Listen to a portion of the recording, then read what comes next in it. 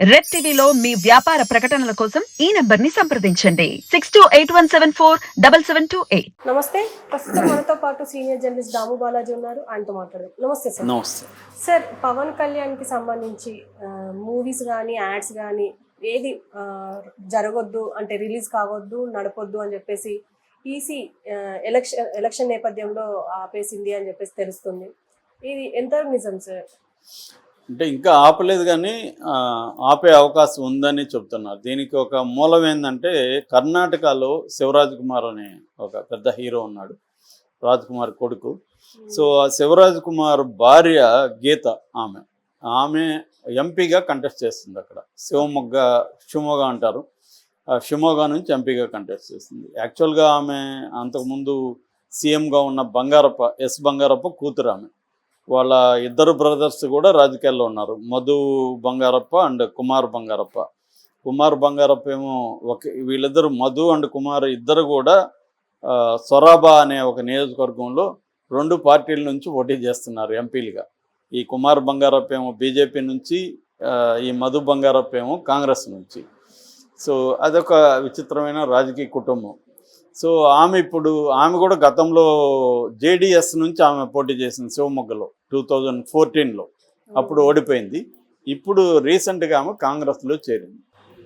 కాంగ్రెస్లో బీజేపీలో ఉన్నప్పుడేమో ఎవరు పట్టించుకోలేదు, జేడీఎస్లో ఉన్నప్పుడు. కాంగ్రెస్లో చేరేసరికి కాంగ్రెస్కు బీజేపీకి అక్కడ టగ్ ఆఫ్ వార్ బలంగా ఉంది. జేడీఎస్ కూడా బీజేపీతో టైఅప్ అయింది అక్కడ. సో ఈ 2 కూటముల మధ్య, అంటే కాంగ్రెస్కి ఈ కూటమికి, జేడీఎస్ బీజేపీ కూటమికి మధ్య విపరీతమైన టగ్ ఆఫ్ వార్ నడుస్తుంది. ఎట్లయితే ఆంధ్రప్రదేశ్ రాజకీయాల్లో ప్రతిదీ పొలిటికల్గా అయిందో కర్ణాటకలో కూడా ఇదే జరుగుతుంది. సో ఇప్పుడు వాళ్ళు ఏం చేశారంటే ఎలక్షన్ కమిషన్ కంప్లైంట్ చేశారు. ఈ శివరాజ్ కుమార్ది ఇటీవలనే కరటక దమనక అనే ఒక సినిమా రిలీజ్ అయింది. దానికి సంబంధించి ఎక్కడ చూసిన హోర్డింగ్స్, పోస్టర్లు అవన్నీ ఉన్నాయి. రెండోది, శివరాజ్ కుమార్ని ఈ సందర్భంగా కాంగ్రెస్ పార్టీ స్టేట్ వైడ్ కూడా ప్రచారానికి ఉపయోగించుకుందాం అనేది ప్లాన్ చేస్తున్నారు. శివరాజ్ కుమార్ కూడా భార్య కోసం ఇంకా రంగంలో దిగక తప్పదు. సో ఈ కాంటెక్స్ట్లో బీజేపీ వాళ్ళు ఏం చేశారంటే అక్కడ ఈసీకి వెళ్ళి కంప్లైంట్ చేశారు. ఏమని, శివరాజ్ కుమార్ హోర్డింగ్స్ కానీ, ట్రైలర్స్ కానీ, టీజర్స్ కానీ ఏమీ బయటికి రాకూడదు అని. అంటే మామూలుగా ఏం చేస్తారంటే వీళ్ళు తెలివిగా ఈ టైంలోనే కావాలని వీళ్ళ సినిమాల్ని ఓటీటీలోనూ యూట్యూబ్లోనూ అక్కడెక్కడ పెట్టడం, ఇంటర్వ్యూలు ఇవ్వడం, ఓల్డ్ సినిమాలు మళ్ళీ రిలీజ్ చేయడం, ఇవన్నీ చేస్తుంటారు. ఈవెన్ పవన్ కళ్యాణ్ కూడా అదే స్టార్ట్ చేశాడు. మనం చూసాం కదా ఉస్తాద్ భగత్ సింగ్లో, దానికి సంబంధించిన గ్లింప్స్లో మొత్తం అది పొలిటికల్ యాడ్ లాగే ఉంది. దాని మీద కంప్లైంట్ ఇచ్చారు విలేకరులు వాళ్ళు, కానీ మేము పరిశీలిస్తామని 3 రోజులైంది, ఇప్పటివరకు ఏమి ఈసీ తీసుకున్నారు. అది క్లియర్గా పొలిటికల్ యాడే. అంటే గ్లాసును చూపించి గ్లాస్ పగిలే కొద్దీ పదునెక్కుతుంది, ఇది గ్లాస్ సైజు కాదు, సైన్యం ఉంది దీని వెనక, ఇట్లాంటి డైలాగులు. అది క్లియర్గా జనసేన సింబల్, ఎలక్షన్ సింబల్ గ్లాసుని గురించి మాట్లాడుతుంది తప్ప సినిమాకి దానికి ఏం సంబంధం కూడా ఎవరికి తెలియదు. అది సంబంధం కూడా ఏమి లేదు అక్కడ, క్లియర్గా తెలిసిపోతుంది. అక్కడ ఒక జాతర కాంటెక్స్ట్లో వాడేదో ఇసిరేస్తాడు, ఇతను తాగుతున్న గ్లాస్ని, ఇది పగిలితే పదునెక్కుతుంది, సో డైలాగులు ఉన్నాయి. సో దీని మీద మళ్ళీ మీమ్స్ జరుగుతున్నాయి. గ్లాస్ పగిలి నాకు పనికి రాకుండా పోతుంది కానీ పదునెక్కడమే ఉంటుంది, ఇంకా దాన్ని ఎవడో ఏం చేసుకుంటాడు. Glass suppose to have drink, తాగడానికి ఉపయోగించాలి తప్ప గ్లాసుని, దాన్ని పదునెక్కితే దాన్ని ఎవడో నేను తీసుకొని పొడుస్తానంటే గమ్మని ఉంటారు కదా. సో పడిపోయినాక ఇంకా తాగలేము, పగిలిపోయింది అనేది వీళ్ళు చేస్తున్నారు. రెండోది, దీని వెనక ఎంత చిన్నదన్న దాని వెనక సైన్యం అంటే తన పార్టీ సీట్లు తక్కువ కాబట్టి మీరేం ఫీల్ కాకుండా అని చెప్తున్నాడు అనేది కూడా కామెడీ చేస్తున్నారు. సరే, ఏదేమైనా అదైతే పొలిటికల్ యాడ్ క్లియర్గా. మరి ఈసీ ఎందుకు తీసుకోలేదో తెలియదు. ఇప్పుడు దీనికి పవన్ కళ్యాణ్ గతంలో పొలిటికల్గా ఉన్న కొన్ని సినిమాలు ఇవన్నీ కూడా బయటికి రాబోతున్నాయని చెప్తున్నారు. రిలీజ్ చేయడం ఇవన్నీ ప్లాన్ చేస్తున్నారు. సో ఇదేంటంటే పొలిటికల్ సీజన్లో సినిమా ఏ రంగాన్ని వదులుకోరు వాళ్ళు, ప్రతి రంగాన్ని ప్రచారానికి వాడుకుంటారు. సినిమా వాళ్ళు ఉన్నప్పుడు సినిమా రంగాన్ని వాడుకుంటారు. వైసీపీ కూడా ఎంత తక్కువ కాదు కదా. వైసీపీ ఆల్రెడీ వ్యూహం శబదం మళ్ళీ చాప్టర్ 1, చాప్టర్ 2 ఇవన్నీ చేశారు. పైగా గవర్నమెంట్కి సంబంధించిన ఫైబర్ నెట్ కూడా ఇచ్చారు. అంటే అది ఎవరికైనా ఇస్తామని వాళ్ళు చెప్తున్నారు, బట్ దాన్ని వీళ్ళు వాడుకున్నారు రామ్ గోపాల్ వర్మలు. సో ఈ కాంటెక్స్ట్లో ఇక్కడ ఈ శివరాజ్ కుమార్కి కానీ ఇప్పుడు అక్కడ ఏంటంటే బీజేపీ అధికారంలో ఉంది కాబట్టి సెంట్రల్లో ఈసీ బీజేపీ కోసం అక్కడ చేసే అవకాశం ఉంది. అక్కడ కానీ ఈసీ చేస్తే ఇక్కడ పవన్ కళ్యాణ్కి అది హెడేక్ అవుతుంది. ఇక్కడేమో రివర్స్, ఇక్కడేమో పవన్ కళ్యాణ్తో బీజేపీ ఉంది కాబట్టి ఈసీ ఇక్కడ చేయకపోవచ్చు. అందుకనే పవన్ కళ్యాణ్ యాడ్ని కూడా ఈసీ ఎందుకు పట్టించుకోలేదంటే ఇదే కారణం అని చెప్తున్నారు. ఎందుకంటే బీజేపీ కూటమి కాబట్టి కూటమికి కొంత లీనియన్స్ ఉంటుంది అనేది చెప్తున్నారు. దీని మీద ఏం జరుగుతుందనేది చూడాలి. ఏదేమైనా పవన్ కళ్యాణ్కి ఇది ఒక పెద్ద తలనొప్పిగా మారే అవకాశం ఉంది. ఎందుకంటే ఇటువంటివి లేనప్పుడు ఆయనకు ఆ రకమైన హెల్ప్ దొరకదు అనమాట సినిమాల నుంచి.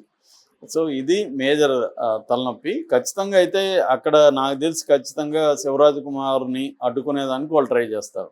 ఎందుకంటే కాంగ్రెస్కి శివరాజ్ కుమార్ చాలా హెల్ప్ అయ్యే అవకాశం ఉంది. శివరాజ్ కుమార్కి మంచి మాస్ ఫాలోయింగ్ ఉంది. నేను కిల్లింగ్ వీరప్పనప్పుడు వర్క్ చేశాను, చూశాను.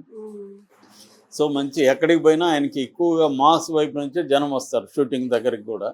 సో ఆయన సినిమా పైగా వరుసగా ఆయన ఎప్పుడు కూడా పెండింగ్లో ఒక 20-30 సినిమాలు ఉంటాయి అన్నమాట క్యూలో. అంత బిజీగా ఉంటాడు ఆయన.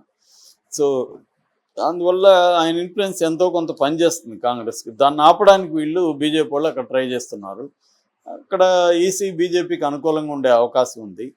సో అక్కడ కానీ అలాగే ఉంటే వీళ్ళు ఇక్కడ ఈసీకి కంప్లైంట్ ఇస్తారు వైసీపీ వాళ్ళు. ఇక్కడ ఈసీ కానీ పట్టించుకోకపోతే ఖచ్చితంగా అది కోర్టుకు కూడా వేసే అవకాశం ఉంది. ఎందుకంటే వీళ్ళు ఇక్కడ పట్టించుకోకపోతే సెంట్రల్ ఈసీకి ఇస్తారు. సెంట్రల్ ఈసీ కూడా పట్టించుకోకపోతే కోర్టుకు వెళ్ళే అవకాశం ఉంటుంది. అక్కడ ఒక న్యాయం ఇక్కడ ఒక న్యాయం అవుతుంది కదా. సిమిలర్ అక్కడన్న భారీ కోసం ఇక్కడ ఈయనే డైరెక్ట్గా పార్టీ నాయకుడు. సో పార్టీ నాయకుడు ఉన్నప్పుడు ఇన్ఫ్లుయెన్స్ చేసే విధంగా సినిమాలు కానీ ఇతర ఉండకూడదు. అది పొలిటికల్ యాడ్గా ఉండాలి. మొన్న ఈసీలో ఆయన కూడా మీనా గారు కూడా ఇదే చెప్పారు. పొలిటికల్ యాడ్ అయితే మాత్రం మా దగ్గర పర్మిషన్ చూపించి మాకు పర్మిషన్ తీసుకొని తర్వాత వెళ్ళాలి. సినిమా యాడ్ అయితే సంబంధం లేదు, కానీ సినిమాలో పాలిటిక్స్ అనేది మాట్లాడకూడదు. ఒక పొలిటికల్ పార్టీకి అనుకూలంగా సినిమా బిట్టి కానీ సినిమా కానీ ఉండకూడదు అనేది ఈసీ ఇది చెప్తుందన్నమాట.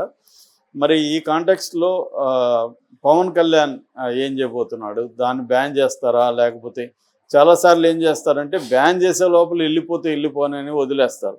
ఒకసారి సోషల్ మీడియాకి వెళ్ళినాక దానంతా తీయడం అనేది కష్టమైపోతుంది. వాళ్ళ అధికారిక దీంట్లో తీస్తారు తప్ప మిగతా వాటిలో వెళ్ళిపోతూ ఉంటుంది. దాన్ని చూడడానికి ఈసీకి అంత స్టాప్ ఉండరు.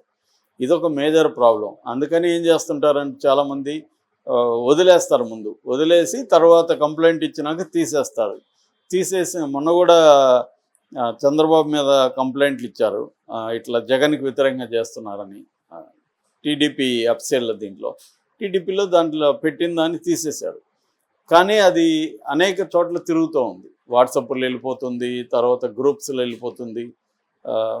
రకరకాల వాళ్ళు దాన్ని పెట్టేస్తుంటారు. అన్నిటినీ పట్టుకొని చేయడం అనేది ఎవరికి కూడా సాధ్యం కాదు.